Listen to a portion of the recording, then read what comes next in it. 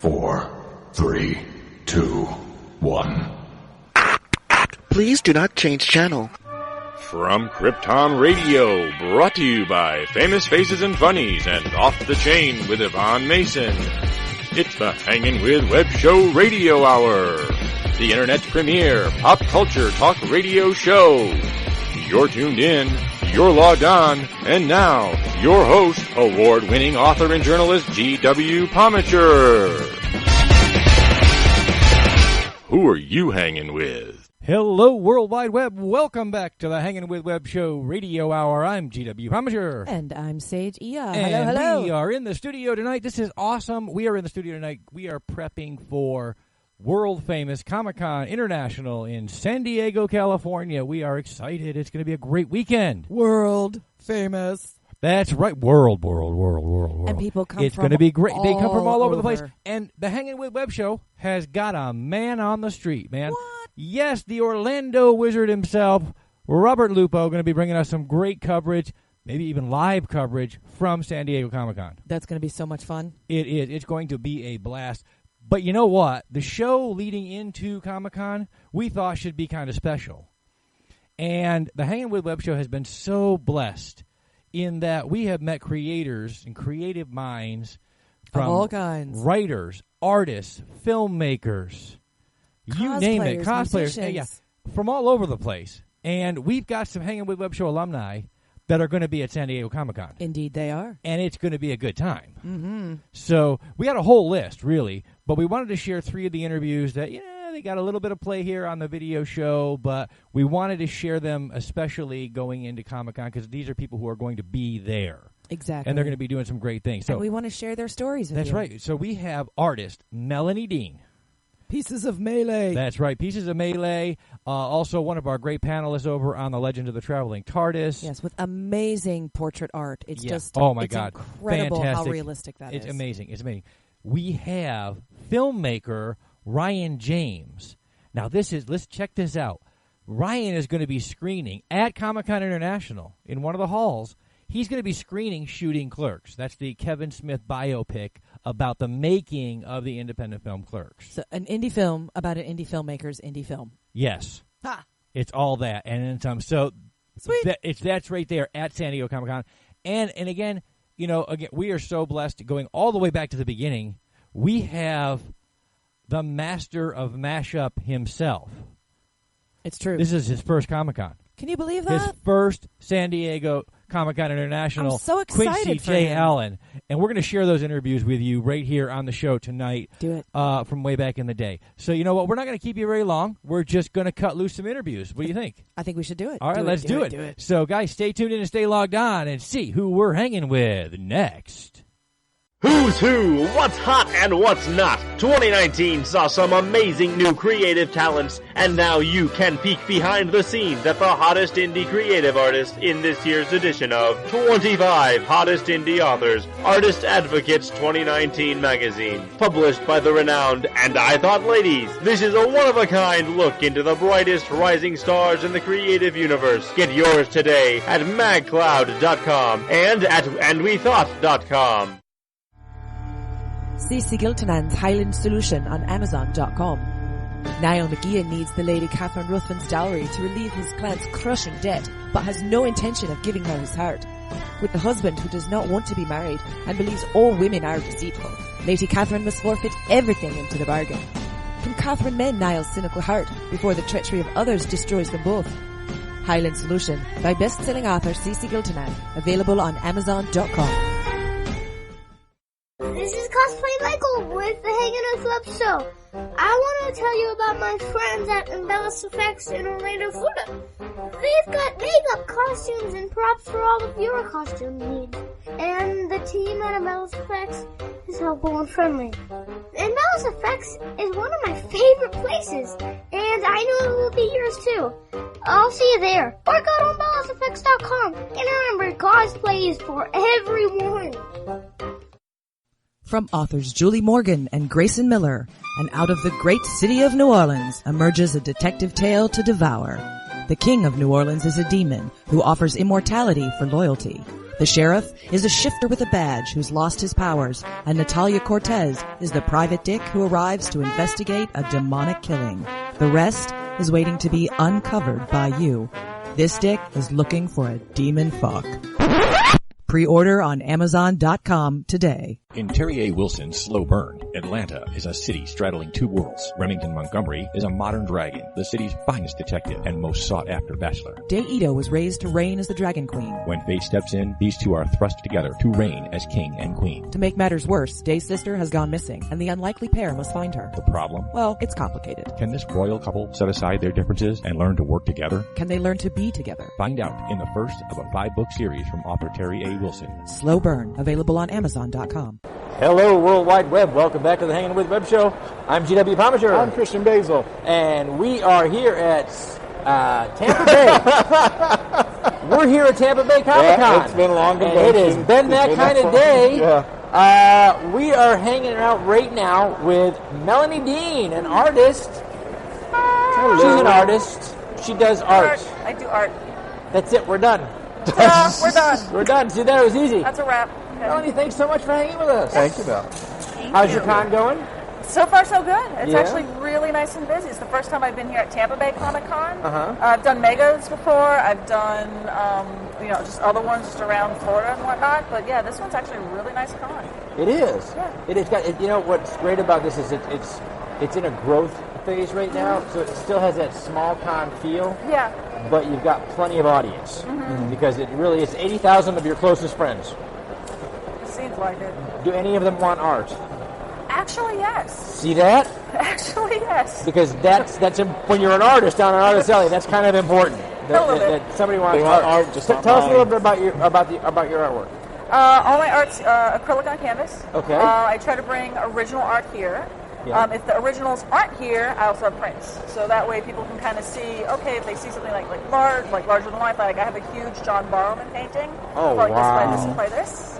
And it's signed by John Barrowman, who then, when I got him to sign it, decided to write Captain Jack Harkness on it. So internally, I screamed, and he screamed, and we both actually just screamed like little girls because that's how that's what John Barrowman does. That's what he does. That's right. That's what he does. It's beautiful. And wears dresses. But when people kind of gravitate to that piece, they're like, "Oh, that's amazing!" And they're like, "But I don't have the wall space or money," and they'll buy the print, so I can kind of keep selling prints of it, which is Very awesome. nice. How long have you been working as a professional artist? As a professional artist, I will say from 2003. So I used to ask how long people have been an artist, but then I realized that if you're an artist, you were born that way. Somebody hands you a crayon, and it's over. Yes. It's when was the first time you sold a piece? And Well, then realized, usually the way I phrase that is, when did you call your parents and say, I'm going to be an artist? I'm going to still... No, I you can aren't. Still stick That's right. What doctor, lawyer, or something? Until this show, she hadn't made that call yet. Yeah. No. We blew it. It's out of the bag now. No. They're going to find out now. I lucked out in that my first professional art job was in 2003. I was hired as a graphic artist, so I could say, yes, I'm a professional artist. This is how my mortgage is paid. Yeah. So I had to worry about calling my mom saying, I'm going to write a book, and she was like, I can't hear you. Yeah, but I did that first when I said, hey, I've learned theater and I like being an actor, and that's when they were like, yeah, no, honey, you need to actually, you're going to move out someday. But no, I started off as a graphic artist, was an illustrator, and then I moved that into marketing. So actually, full-time job is I work as a marketing merchandiser, and then this is like my part-time. And little by little, let's see if we can't transition to say goodbye, Vic. Thank you for the pension and everything, but I'm going to go ahead and live the dream. What's your favorite subject matter? Sci-fi. Sci-fi? Mostly sci-fi. It's going to be Doctor Who. It's going to be Torchwood. It's going to have anything to do with time travel and honestly any type of science. So I'm the geek that's watching the science channel. I'm watching NASA. If anything's going on with SpaceX, I know about it. Perfect visual, right? Yeah. You can find that perfect. This is what I can paint next week. Yes, exactly. I love painting. If I'm not doing portraiture, I'm doing like science, I'm doing science. Now, what's the good, right? longest Galaxy. piece? Unless you're in an artist community using the sentence, I'm doing science, you can't usually get away with it. But here, I'm doing science. We're doing science. Now, what's the average time it takes for most of your pieces, and what's the longest? That's the longest one that you have. The longest one I think I've been working on, if I work on it, again, I have a full-time job, so I have to kind of balance work-life, that fun stuff. Yeah, we know that fun. Always fun. I can say the shortest time I've been able to knock one out is in 24 hours, and that was because I had a commission for a David Tennant, Billy Piper piece, and I was at a MegaCon. Yeah. Oh, okay. Girl saw one of my pieces, loved the 10th Doctor. She said, I need that for tomorrow. Went, okay. How much? I'm like, I don't know if I can. I'll pay you this much. Okay, I'll be done. I'll be done. Absolutely. That night was full of just me drinking sake and just like drawing like crazy. Enough sake and everything looks good. Of course, yes. That's right. That's what I did. And it actually came out good too. So she's happy about that. So okay, other than Barrowman, your favorite piece that you've done. Best piece would be... And we're talking about the paintings, not Barrowman as a piece. You know what? I was wrong because that could have been taken that way on the internet. And anybody who follows John Barrowman knows. And it's my friend Melanie. That's right. Your favorite piece? We went way over here. Honestly, it's a portrait of Albert Einstein smiling. Oh, yeah. Really? Yeah. I actually just sold that one at San Diego Comic-Con. I was fortunate enough to get into the art show at San Diego, and I had just sold that one over there. That's 2 weeks ago. amazing. I would ask then, what is the pinnacle moment for con life? But San Diego, you've been to the big show. Yes. That's right. That's like the World Series of con going. Mm-hmm. Yes. Oh, yeah. It's the Super Bowl. That's right. You're at the Super Bowl, and you're selling art, and you sold that piece. Yep. So that's amazing. Yeah. Congratulations. Thank you. Thank you so much.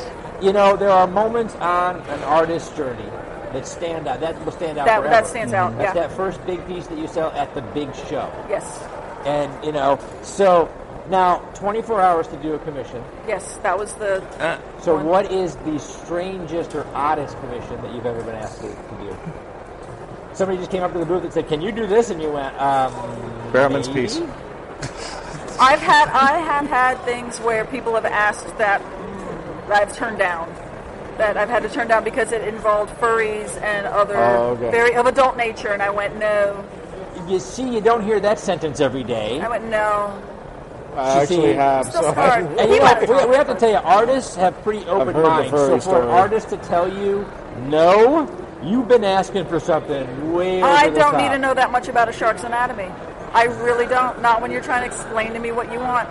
Nope. Yeah. I was like, I don't think I can give you what you want. I'm sorry. I'll defer you. This will be an episode of Hanging With After Dark. That's right, Hanging With After Dark. Wow. So a shark's anatomy for Shark Week. I'll let you Google what that meant. There you go. You can find out more about that. Oh wow! We've just blown up Google. We just blew up Google. Or Shark Anatomy. Wow. Think that you're looking for all the extra hits. So, artists have, you like to work in acrylic on canvas? Yes, I like acrylic mostly. Do you have a particular color scheme, or do you like dark colors, or, what kind of... I like it really in a more of a graphic kind of, like more Warhol, in that you think of a color palette that's 5 or 6 colors, and then make it a really kind of stark kind of contrast. Yeah, so like think his Campbell Soup kind of line, or the Marilyn Monroe line. Very pop art. Yeah, I really like that. There's a lot of challenges that you can find either like on Tumblr or just anywhere else on just online that to help push other artists, they'll give you a palette challenge. And you can find different color palettes that are just, here's 6 colors, create something. Here's 6 colors to create something. So I'll tend to go onto those challenges and find the weirdest kind of 6 colors, but work and go, all right, you know what? I'm going to do that portrait in those colors. Especially today, when you're doing... we always refer to paintings and things like that as storytelling on canvas. Mm-hmm. When you're telling a story now in today's world, which is hyper-realism, everybody uses forget about 256 colors anymore. Everybody's using the entire arrangement of computer colors and everything else. So to take 5 or 6 colors and be able to create your story is a challenge. Yeah, and to make it, for me, I love making it hyper-realistic. So it still looks extremely realistic, but using... a limited palette, but also a very just stark palette. Like I did, like I have hanging here, is the cast from Psych. I did each of the main characters, and it was called the Skittles palette. So it's all the 5 colors of the rainbow, of the grape Skittle, the strawberry, the cherry, of those colors. And I used all those 5 to create these massive portraits. Roy G's book. What scale do you normally like to work on? 20 by 20. 20 by 20? I like really big. But I've noticed the smaller ones you can paint faster, and you can turn them around a little faster. People will buy those because they can find this wall space. So it's kind of like it is. You know, we've sort of consolidated our lives into small spaces now, apartment living, etc. So it's really hard to find those giant walls. Yeah. You know, so where are you going to be next? What's coming up down the pike for you? Next one's going to be actually MegaCon Tampa Bay. So I'll be back Just a couple here. months. Just a couple months. The funny thing is, you think of it like one's in August, one's in September, but thank God it's the beginning of August and the very end of September. So it's more like 2 months. Gives you a little time, but sometimes you need to decompress between shows. Yeah. You know, as Christian has often said online, #ConLife. This is a constant. It's a constant go. Yeah. It's a grind. And so you need that time to paint and create between And shows. it's really because people have to budget stuff, take time out because they got to get the hotels, they got to get the tickets, they got to get the parking, and there's 2 cons, right? So it's like planning for Disney and Universal within a month of each other, and you're out of town. It's just what's hard amazing? on. It's just hard on. When you come to a convention, you're surrounded by other artists and by fans and aficionados of the subject matter that you're working in. Which makes for some great fun stories. Most interesting con moment off the top of your head that doesn't involve furries and sharks. Yeah, exactly. Good luck with that. Or can you tell this story in public? Do we No, have to put honestly, I think the most on it? interesting con story would kind of come from that one 24-hour commission, and it ended up being the woman who did it. It was the scene from, it was Doctor Who. It was the 10 in rows, the wall, and then kind of on either side of the wall. So I painted that. I didn't want him in like warm gray and her in cold gray. The woman ended up getting back here in time to grab it, get in line. She got it signed, and she has photos of them and video of their reactions to the painting. Wow. And they were so insanely complimentary and just blown away by the art, and that I had done it so quickly. So that's 2 that for made her. me go. That's amazing. And like even Tennant had said something, and when she told her I commissioned it yesterday, and he looked at her like, "Is she awake?" I was like, "Okay, this just made my life." She understood the depth of this. She's got an IV of sake going in there. It's one thing to be appreciated by the art enthusiast and the lover of your work. It's quite another thing to have the subject of your work. The subject matter to look at that and go, go, a lot that's of artists will choose, especially in our community, a lot of artists will choose fictional characters from a cartoon or a comic or another piece of art. When you take an actual human being that exists in the world somewhere and you do fan art for them, and to have them look at it, and like John Burrowman, and say, "I'll sign this and I'll do this," and then to have them say, "Wow, 24-hour sheet, look at my likeness." That's a cool feeling. Absolutely. It's a really good moment as an artist. We have to go, so wow, that was the fastest 10 minutes I think we've done all day long. Because we could just keep You're talking about the show, right? That's not something else. And there she goes. Nice. All right. As we wrap it up, folks, we want to say thank you to our partners and our friends at Some Unique Magazine, Space Coast Comics, Embellish Effects in Orlando, Pound the Grape, Off the Chain with author Yvonne Mason, and our very first partner Cosplay and sponsor. Cosplay shop. And our, Embellish Effects, and Famous Faces and Funnies, Rick Shea and the team over there. Wow. I love it that list is getting so long. Yeah. We're going to need 3 of us to do the list pretty soon. It's awesome. We'll just have running credits. Remember to subscribe. We're going to put links down below so you can find artist Melanie Dean online. Remember, log on, tune in, and see who we're hanging with next. Famous Faces and Funnies in Melbourne, Florida is leading the way in pop culture fun. From comic books and graphic novels to Funko Pops and collector's items, Famous Faces and Funnies has it all. Rick Shea and the professional team at Famous Faces and Funnies are friendly and knowledgeable. Whether you're looking for toys, props, collector treasures, or a new comic book, Famous Faces and Funnies is your one-stop shop. To find Famous Faces and Funnies on Facebook and Twitter, just type at FFF Comics. The Gift from best-selling author Ceci Giltenan. An immortal spirit offers Cassie Calloway, a modern American heiress, the opportunity to spend 60 days in another time as another person, and the free-spirited college student jumps at the chance. In 14th century Scotland, Tavish Ranald must marry. It is his duty. Can he marry Claire Morrison when another lass holds his heart? When Cassie awakens as Claire, her new problem is Tavish. Join Cassie and Tavish as they embark on the adventure of a lifetime. In The Gift, best-selling author Ceci Giltenan's Pocketwatch Chronicles on Amazon.com. You know who I might be, but that's not important. What I've come here to tell you today, that is, if you are an independent creator, if you make movies, if you're an author, if you make music, you should enter the Indie Originals Live Talent Competition. Hundreds of categories and lots of prizes will be awarded, but the clock is ticking. Visit www.indieoriginalslive.com right now. www.indieoriginalslive.com. From author Sherry Rensler comes the Evening Bower series, a prophecy from the lost city of Atlantis, a pairing whose union will change the future. Magical creatures, prophecy, destiny, and love collide in a new kind of romance. It's Sherry Rensler's Evening Bower series, a haunting and compelling tale pulled from humanity's lost histories. Begin the adventure with time and blood on Amazon.com today. Forever is only the beginning.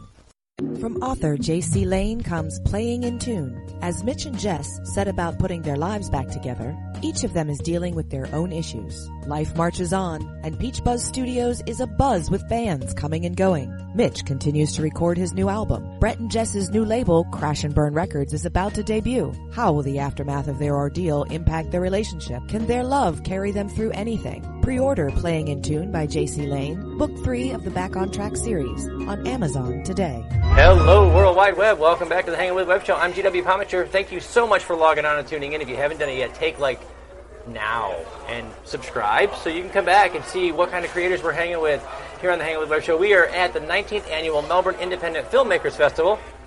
That just takes up the whole card. Yeah. Myth. Which is going to be confused on the internet with so many other things. Your tags will be blowing up, though. It's just going to be great. So, we're here in Melbourne, Florida, and we're talking and hanging with Ryan James, the producer of Shooting Clerks. No, he didn't shoot the clerk. See what I... Yeah. They didn't. We got more views now. More. Now, this just in. He didn't do it. Clerk shot at Myth. What? What's happening? Shot the clerk? Wait, no. Wrong movie, guys. Shooting Clerks. Ryan, man, tell us how you got involved in this film. Okay, so yeah, it's a little bit of a weird journey I've been on. I'm just thinking, you're doing a docudrama. Yeah, docudrama is the best way to put it. Biopic, comedy, on an indie film and an indie film movement, really. Because Clerks really started a movement in the indie film community. So, how do you get sucked into that? You're just walking down the street one day and thought, look, I have no place else to dump all my money this week. So, well, no, actually, I mean, it wasn't really like I'm very much in the trenches type producer, you know. But I mean, that all came from a really long journey. I, of course, was a huge fan of Clerks growing up and Kevin Smith. I loved the Jay and Silent Bob movies. I actually went to the Sundance Film Festival all throughout high school, which is where Kevin's meteoric rise to fame happened in 1994. But I was in high school. I went to Countryside High School in Clearwater, Florida. And they have a TV production program there. And every year, they would take their students to the Sundance Film Festival on a field trip for a week. That's best field trip ever. Yeah, and so I kind of got spoiled growing up because I always went to Sundance every year, got to watch 20 films a week, you know, meet filmmakers, meet actors, and I was only in my teens. I was 15 when I first went. So the second year I went... we hate him. Just don't worry about him. Anyway, just ignore him. Okay, so... In 2006 I went and Kevin Smith had executive produced a movie by his friend Malcolm Ingram. It was called Small Town Gay Bar.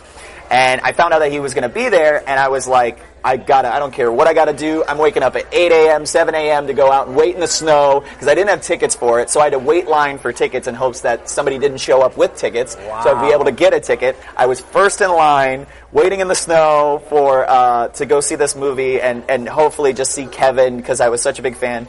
And so we got there. We ran right to the front. We're excited. And a friend came up to me and was like, Kevin Smith is smoking a cigarette outside. And we were just like, pull our seats, ringing out there. Because that's kind of what Kevin Smith does.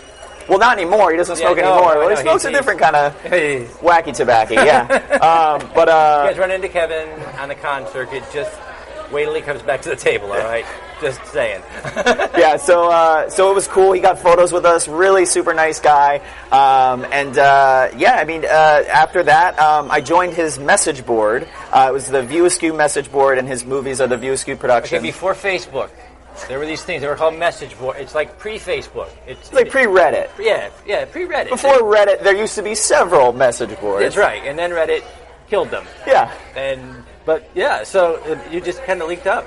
Yeah, it was different. I joined as a fan. I watched. So after meeting him, I went and took some of the rest of my money for the field trip. I went to the Blockbuster, which was this thing back in the day.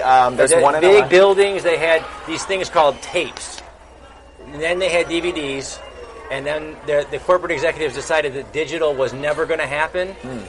Maybe wasn't a good decision. No. So they don't have those buildings anymore. Yeah, there's one in Alaska, but it's got a really entertaining Twitter page. There you go. So after that, I took my field trip money and I bought every Kevin Smith DVD that was at Blockbuster, and I just sat there and watched them all week. And some I'd seen, but only on Comedy Central. I love what Kevin is able to do with a little. He really is the minimalist, the master indie. Yeah. Because he can take a little and do so much with it. Yeah. And his comedic timing and talent is wonderful. Yeah. So it does. Like you, I grew up, with Kevin Smith. And okay, so you got the peek in the head of Kevin and Brian and all these guys. Let them peek at their younger selves, which had to be a little on the surreal side for a moment or two, because none of us like to think we're getting older. They tell me how old I am. I don't actually believe them because I feel like I'm like 21, as far as I know. Mm-hmm. So you're making Brian face down, young Brian. That's got to be fun. Yeah, no, his reaction, I think the very first time he was asked about what it's like to see a younger version of himself portrayed in their story, he actually broke down in tears just thinking about the fact that he can't even believe that their story got to be told. And now as a fan and coming up, to getting ready to do this, you got to meet these guys and hang out with them and had some really cool experiences. Now you're working with them on the set. There's a dream come true right there. Yeah. But now, where do you go from here, man?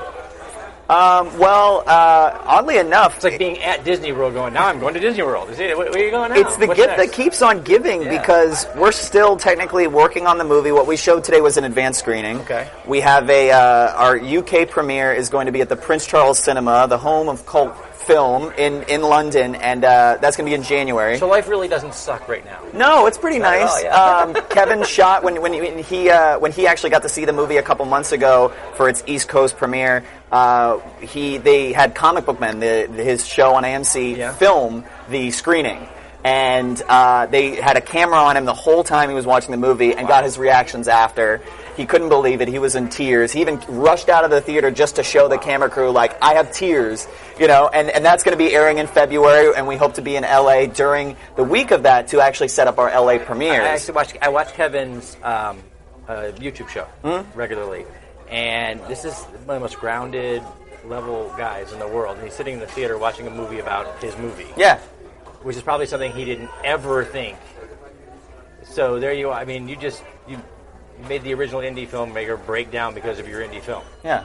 That's got to be cool. Yeah. No, that was very humbling. Yeah. Between that, they invited a lot of the cast members who we never met before, or we didn't get to shoot with, and we're maybe a little bit hesitant about the movie. Some people just I'm going to be portrayed, and I'm still alive, and so they came out to watch the movie for the very first time, and of course, everybody loved it, and they ended up saying, how do we get involved with this? That's awesome. So now we got we shot 5 new cameos days after shooting that, hours before a New Jersey screening that we had, so those are getting added. For those of you who don't know, in filmmaking, reshoots are nothing really new. However, it is unusual to go to a premiere and then add entirely new characters. Yeah.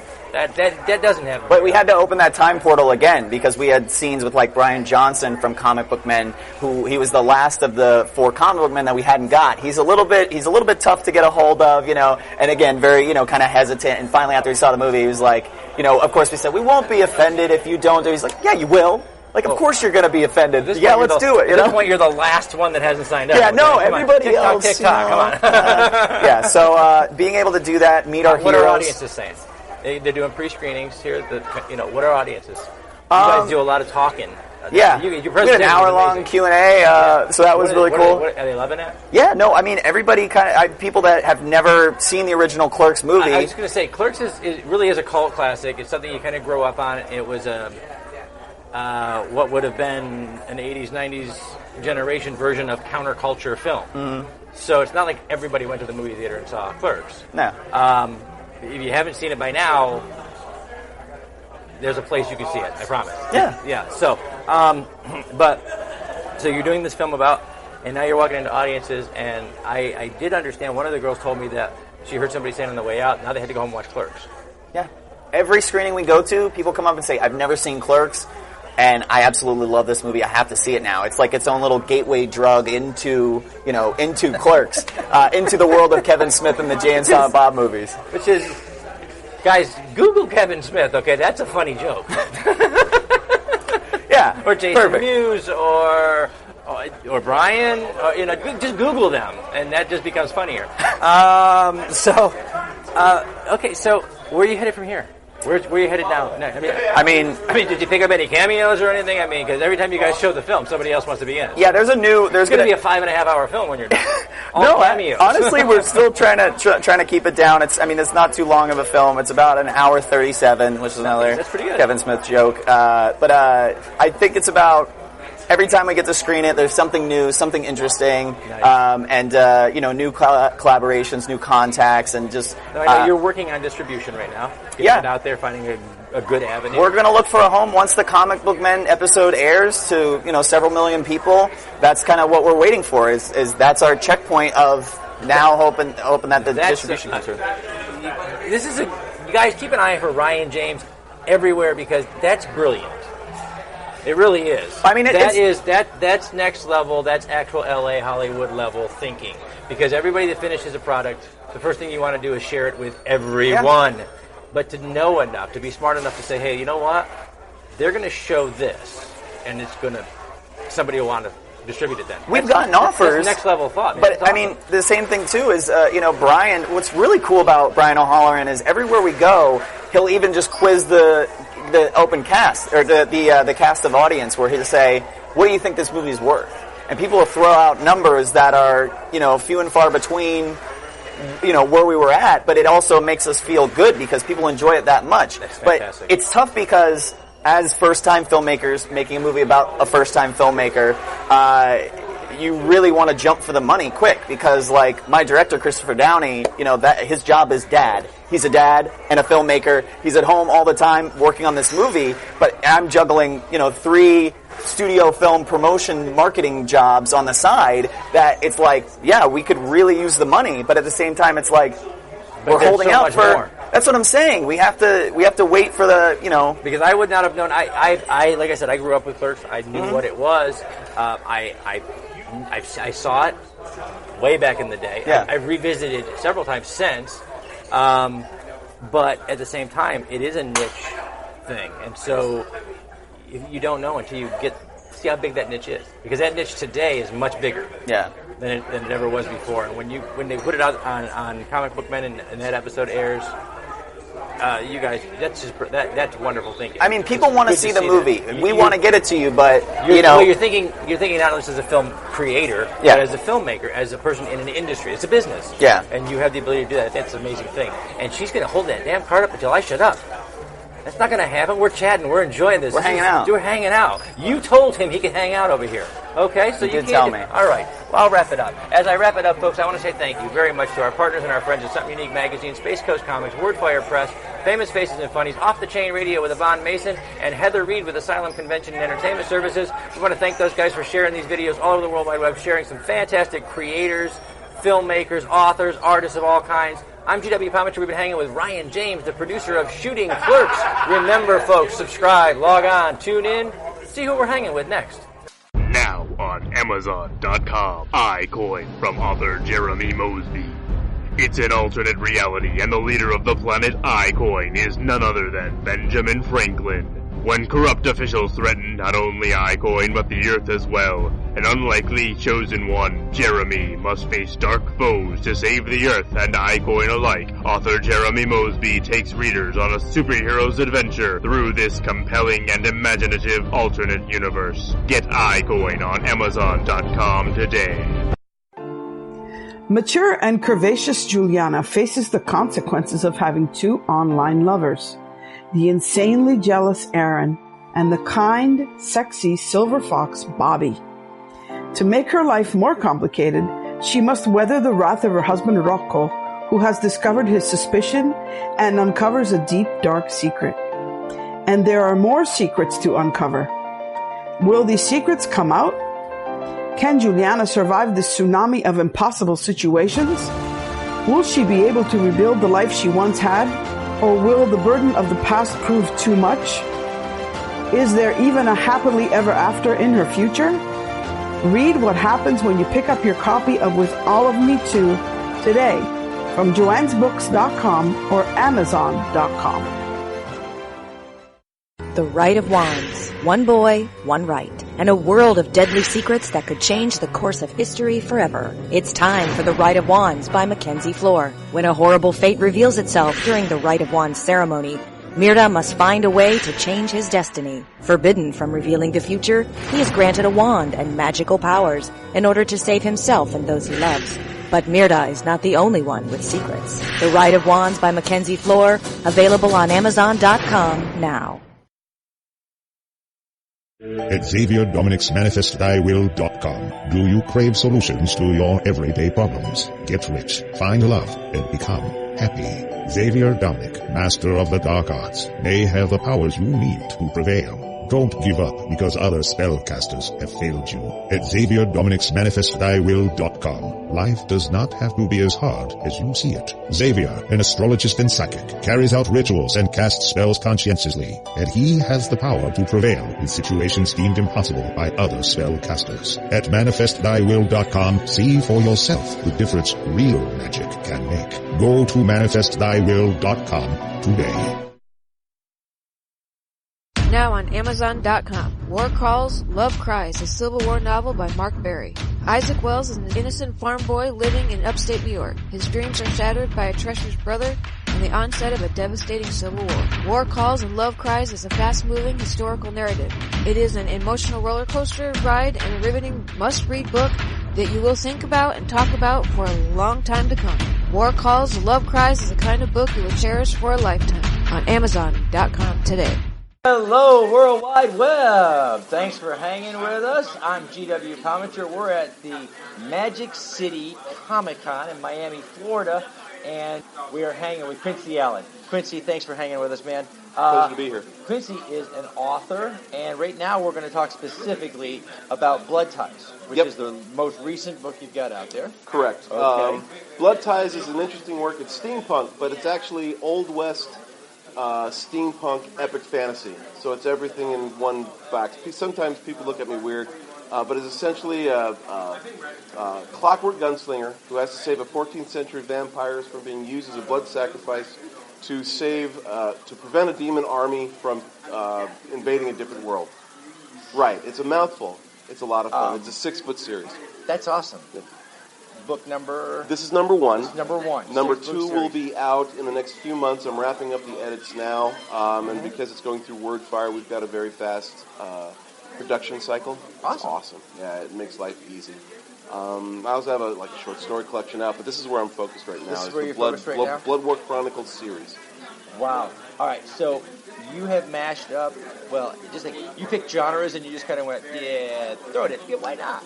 Actually, So- that's how I bill myself. Yeah, so when did you start writing that style? When did you decide that you were just, you know what, genres are too limited for me, I am the mashup king.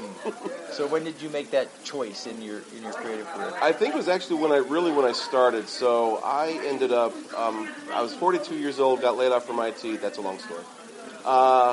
And I woke up wondering, what the hell am I going to do? I decided to do what I always wanted to do, was writing. And I was always bothered by the fact that you go to a bookstore, and in the good old days, before 2009, there was science fiction, and there was fantasy, and there was Western.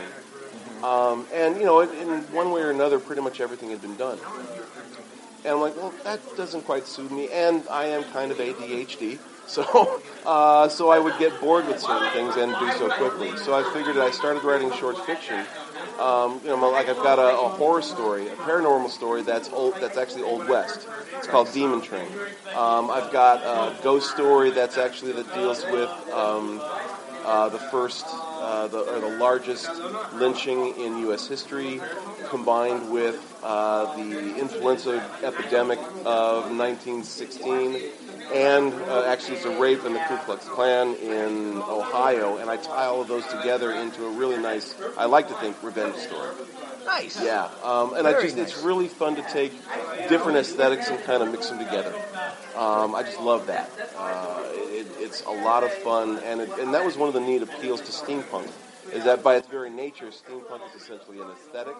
Well, I was talking to Dave a little bit about that earlier, Yeah. and I was going to ask you about that, because steampunk, as you said, is an aesthetic. Very much so. And when you mash up so much with that, you're very much telling a very visual story. Something's really got to stimulate you here before it can even get, correct, to that frontal lobe. So, how difficult is that? Honestly, one of the things that's been easiest for me, I have to work towards getting a really good plot arc and setting some of the details and setting some of the surprises, to really evolve a story. One of the things that's been remarked upon more often than not is that when I do a scene, because I grew up on watching movies, right? So for me, it was always those visual details, the little bits and pieces that made up the scene, what was on the shelf. Now, in writing, you have to be careful not to overdo it, right? And it took me a couple of iterations, but I finally got to the point where people were, actually it's funny, my dad, it's my dad, he has a bias, but that was one of the things he'd remarked upon, was like he could literally see what I was doing, what that room looked like, what the garment looked like, what the guns looked like, or whatever it is. Wonderful gift. Yeah, it actually comes in handy. Now, and again, you have to dial it back sometimes so that it's not 4 pages of details, because it's really. And I learned a lesson once. I was reading a short story I'd just cranked out. This was 3 or 4 years ago at a convention in Denver, and I was, we were doing the reading, right? And I'm going through it and reading. It was a description of one of the characters, and it went on and on. And I started out of the corner of my eye, I started seeing people kind of checking out, right? Okay, yeah. And I'm realizing, dude, I'm about ready to check out. So that went right back to the keyboard and hack. I think you can get into a flow of it. And there's a trick I use. Ultimately, there are going to be 3 reasons I'll put in details. The first is, and it's more subtle, is character development, right? If you're going to describe a detail for a room, that room has to belong to someone. Yes. And that has to then relate something about them, right? It gives the reader a reason to understand, or how to help them understand the person. The other reason is if you put the sword on the mantle, in the next scene, or even that scene, somebody better grab Somebody's that sword bloody. and stab it, right? And the other one is, and I've done this more with actually blood ties, because it's a 6-book series. I have to lay groundwork in book 1 for stuff that's going to not really be realized until book 6. Is I have to actually, and I plot a lot of that out. You have to actually specify that detail, but not forget it, so that you can actually pull it up in book 6. The beauty of that, I'm hoping, is that when somebody then reads it, I hope, the second time through, they'll go back and say, "Oh my God, he laid the groundwork for that," right? It was there, and it was always there all along. And there are little pieces here and there where I know I've done that deliberately. And I think if you do it for those 3 reasons only, for the most part, that will give you enough detail and actually make it so that you're doing it on purpose. Hopefully you don't do it kind of ham-fisted, which is a risk. But it actually then it keeps you from adding in too much. Now, one of the things that is ever expanding now as the publishing and writing paradigms shift back and forth is the serialization is back again. Yeah. So long serials, series that are 6 or 8 or 9 or 10 books deep they're becoming more and more and more. Yes. We're seeing that more and more and more now. Do you find when you're planning, when you're writing, do you plan naturally for a 6-book series, or do you get halfway through this and think I can get 6 more out of this, let's plot that out? It's or a is mix. It a mix? It is. Yeah. It's absolutely a mix. I generally will try and if I decide to write a standalone novel, and actually I'm about to. The next 2 books that I have slated for the first half of this year. One is called Paragon, and it's essentially a young girl off-world steampunk aesthetic, but it's about psionics and a theocratic society, and then really ultimately there's a reason why they're all there on this different planet. That's one that's standalone. It'll be a beginning to end. But so writing that project, I will tidy up the end. But I'm always writing in that. Let's assume that one takes off, right? And I'm discovered all of a sudden. I want to be able to go back to that character and into that worry. world. My worry was really that he wouldn't be discovered. I was thinking, I was downstairs, I was looking at all his books, and I thought, God, I hope someone plucks this poor kid out of obscurity. Well, there's varying degrees. I want to make it to Roatan. So I got to sell a lot of books to get there. So there's this goal in mind. Now the other one is that this one was written I wanted to write kind of a different take on an epic fantasy, and so you have to think in terms of how big does a story need to be to cover 6 books? It's actually pretty big. The other series, and actually it is one. It's called Chemical Burn. We have that back here to make sure that we spin this up so you guys can see this cover. Yeah. This is pretty cool, man. Alien ex-government assassin turned private detective in L.A. And he's a one-man slaughterhouse. Wait. Okay. There was... So...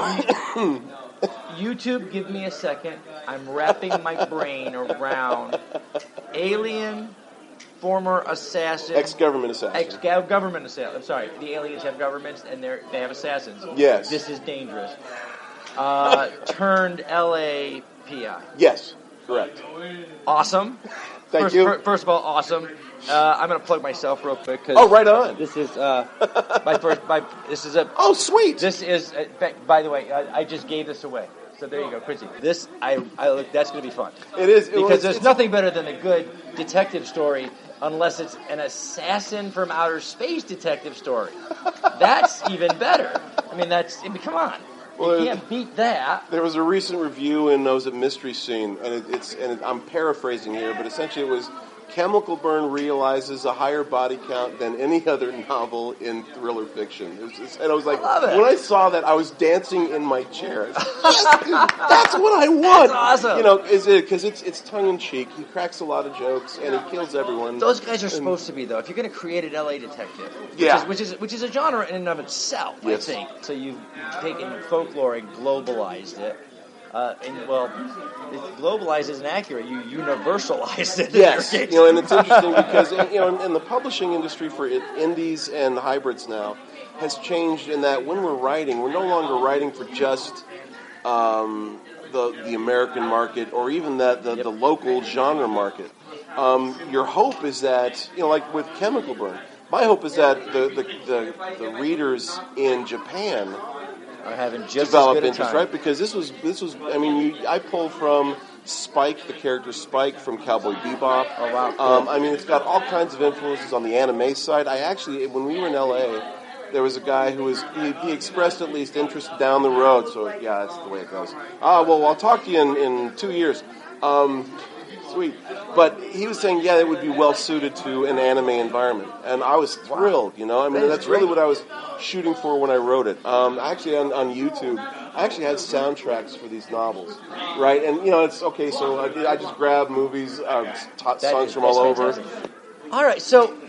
You're far from new to the con circuit. Yes, I'm a veteran. And you're a veteran. And boy, and every day you're going to be more of a veteran because you guys have had just a really busy time. So when we get people who have been to a lot of cons and have been a vendor and an artist at these cons, you see fans, new readers, old readers, cosplayers, other creators. You see some cool stuff. A lot. What is the coolest, most unique experience that you've had? That's a hard one. One of the neatest things I saw, and I think it was at Dallas, they all blur together. So I think I did 16 cons last year. I'm going to probably do 24 this year. It was these two guys dressed up as the Mario Brothers. And they had this guy with them who had all these electronics and a speaker and a backpack. And these guys would do this routine with the Super Mario Brothers, and we were rolling. It was so funny. It was really cool. That is great. I think one of the reasons I love coming back, because that's one example. There is so much just raw creativity walking down the halls. It is. This is fantastic. Because of that, it works the other way too. The fans are creators. Mm-hmm. We actually interviewed several of the cosplayers at the first con that we went to. Cool. Because do more of that. That's awesome. That's amazing. What an incredible set of skills to have. There's a Boba Fett that looks like he just came off the battlefields of Iraq, walking around somewhere. Yes, I saw. Actually, and I'll do that. I'll give it a thumbs amazing. Up. It's like, dude, that's awesome, right? That was great. Yeah, I mean, it was really what cool. A nice, great mashup there. Where are you going to be next, man? Where are you going? The next show, so I'm at Superstars, which is a writing seminar that Kevin J. Anderson puts on. That's in February. If you're a writer who's looking at either traditional path, indie, or hybrid, I recommend looking up Superstars Writing Center. I've recommended it to a number of friends. They walk away knowing a hell of a lot more about the business of writing than when they went in. It's all about the business of it, right? I recommend it to anybody who's writing. And I hesitate always to give advice as to whether you should go indie or whether you should go traditional or what you should do, except for to say this: if you have an opportunity for the young indies out there to go hybrid, if for no other reason at all, that we never know what we don't know. That's the truth. If you're a writer on the World Wide Web, there's a place where you can learn. Yep. And they've got, so Kevin J. Anderson of Dune and Star Wars, Rebecca Mesta, Dune, actually Star Wars. Tracy Hickman is one of the instructors, Dragonlance. James Artemis Owen, Here There Be Dragons. Jim Butcher's going to be one of the teachers this year, right? I get to rub elbows with some really amazing people, right? Yeah, I was like, dude, it's a buddy of mine jokes about it when I have to pump 4,000 pounds of books. Living the dream. Well, actually, in other regards, I am living the dream, right? So that's the seminar. Right after that, then I'm going to be loading up the truck and we're Pensacola bound. The whole town gets into it, right? And then they not shut down, but they close off their main strip, which is like 4 blocks from the convention center. And so, and it's every restaurant and bar there. They welcome everybody. And it's, it's literally 30,000 geeks descend upon this town. Wow. And we're all one of them. When we walked into the Irish Tavern, there was a Doctor Who marathon going on. Right? It's like, okay, I'm home. This is it. I'm never leaving. And yeah, Pensacon, the people were great. I mean, and that's the neat thing is every con I've been to last year, and even before that, even in Denver where I started, the folks are great. I mean, I've never really met poopy people at the cons, right? You can't say that anywhere else that I know of. No, it's a unique environment. Yeah, it is, and we're connected by the things we love, the things we do in our spare time. Yeah. So, on the World Wide Web, where can we find you? QuincyAllen.com, QuincyJAllen.com. They both go to the same thing. That's my website. I'm also on Facebook. Friend me up, please. I actually I've got fans and friends I've met here across the U.S. I talk to them all the time. You know, if I'm not writing or working on a book design, which I do for Wordfire and other writers. You know, I've got a young writer in Pensacola who I'm helping. Hey, Pierre, if you see this. Another guy in Washington. If you don't see this, you should be watching. Yes, the show. Exactly. So you know, and that's really I'm developing this network of it's not fans, it's friends. That's one of the things I love about being in the booth is making these connections, real connections. Yeah, and it's people I've got. There's these ladies in one in Indianapolis, 2 in Texas.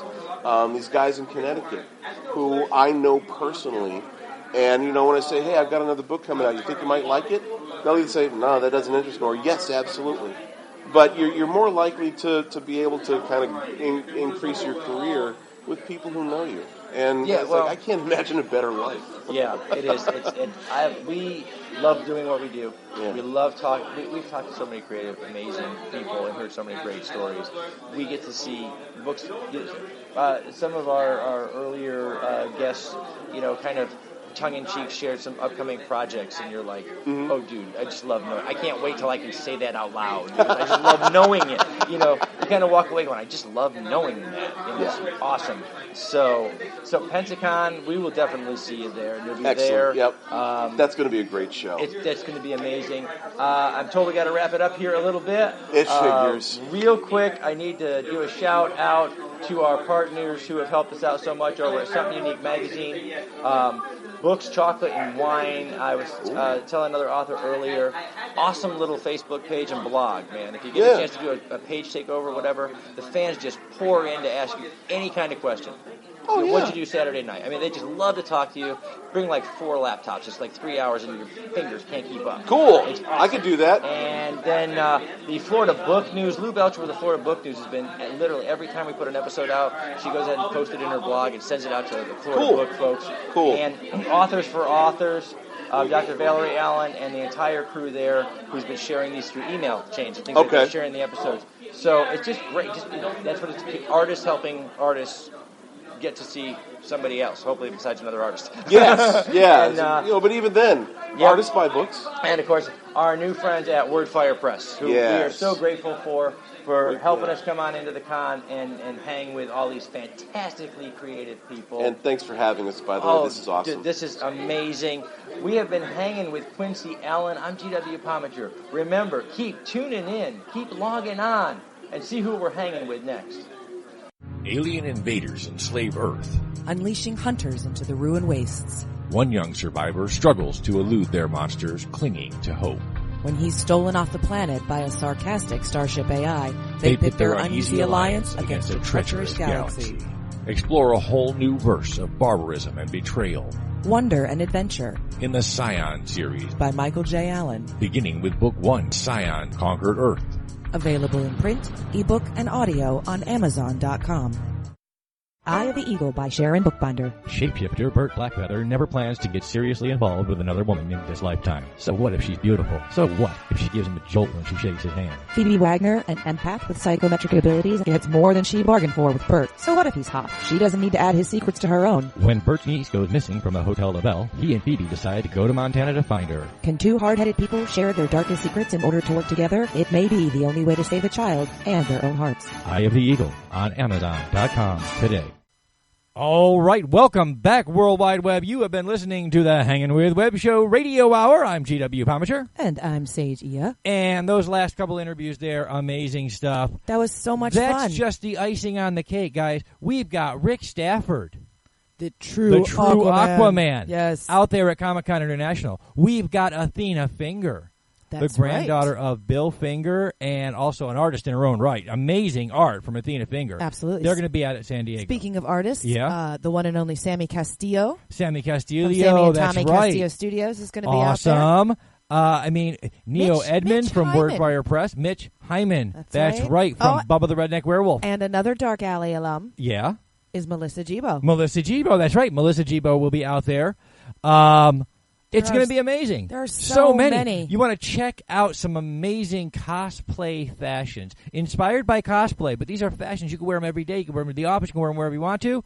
Check out what was 9 o'clock bedtime cosplay. Of course, Kim McAndrew and Scout will be there at Comic-Con International in San Diego. Oh, yes. Cosplay Michael is really stoked about that. And again, find the Orlando Wizard. He is there. He is doing magic at Comic-Con International as we speak. Dr. Wizard. That's right. Dr. Wizard now. Yes. That's right. So check it out, guys. We are the Hangin' with Web Show Radio Hour. Thanks for giving our interviews a listen, and we hope that if you're out in the San Diego, California area, you'll stop in on Comic-Con International and say hi to some of our great Hangin' with Web Show alums and good friends and partners. That's it. Guys, go and feast your eyes. Feast your eye, feast your soul and on your this geek art. brain. Yes. That's right. Aww. Get your geek on, baby. All right, guys. San Diego Comic-Con. If you're out there, enjoy it. If you're not, check out some of the coverage on YouTube, Facebook. People are going to be broadcasting all weekend long, so don't miss out on this fantastic international geek convention. It's the biggest in the world. Mecca. It's Mecca. So check it out. In the meantime, stay tuned in and stay logged on. And see who we're hanging with next.